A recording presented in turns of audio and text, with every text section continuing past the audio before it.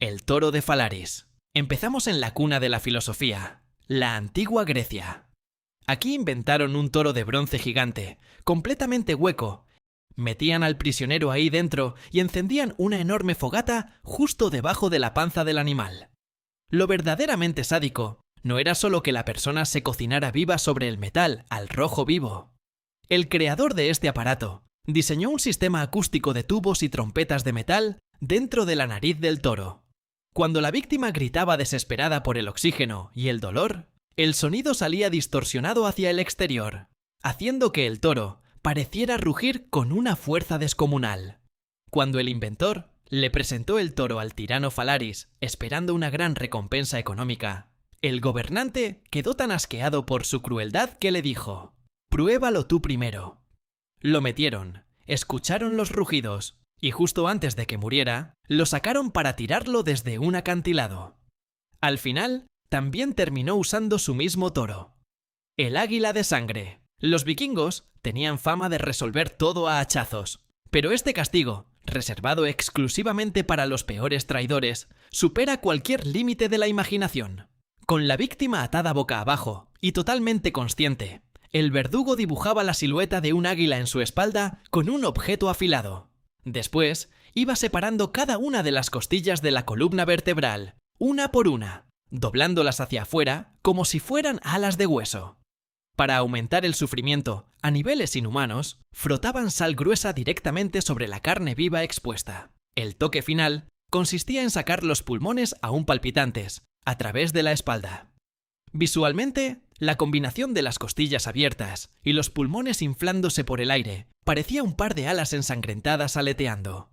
Los vikingos creían que si la víctima lograba aguantar todo este proceso sin soltar un solo grito de dolor, ganaba el derecho de entrar al Valhalla. Obviamente, nadie lo lograba. El escafismo. En el Imperio Persa no necesitaban usar metales hirviendo ni hachas para destruirte, solo usaban la naturaleza en tu contra.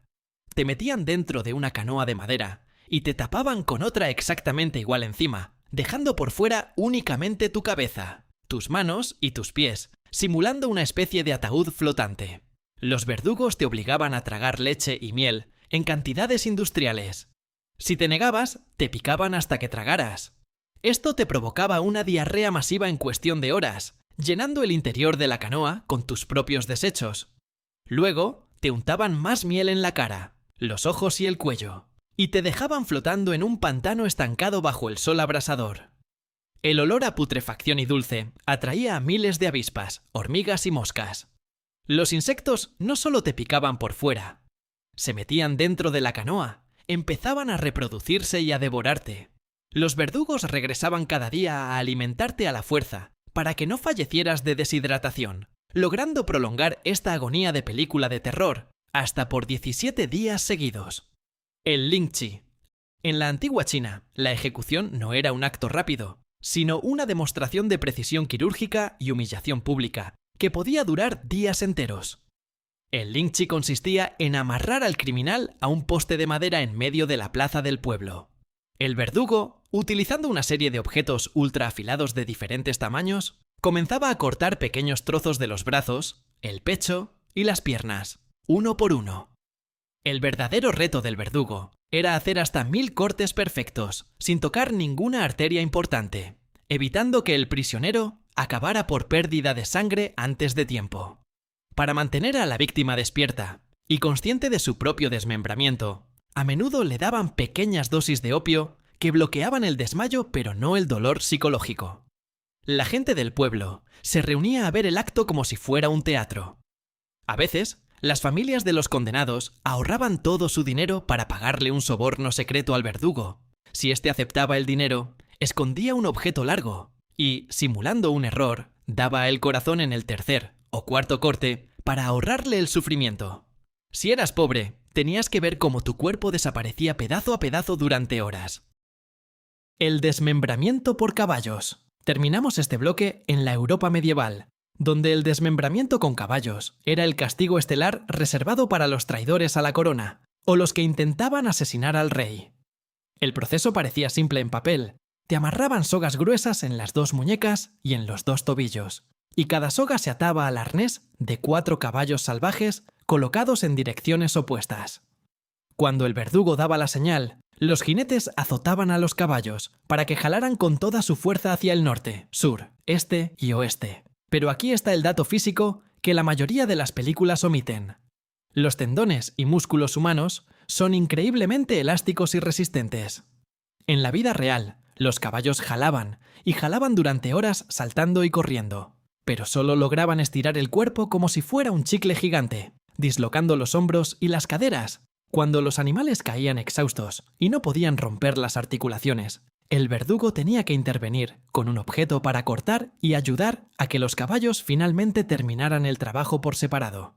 El castigo del saco. Si creías que los romanos solo usaban la crucifixión, prepárate para esto.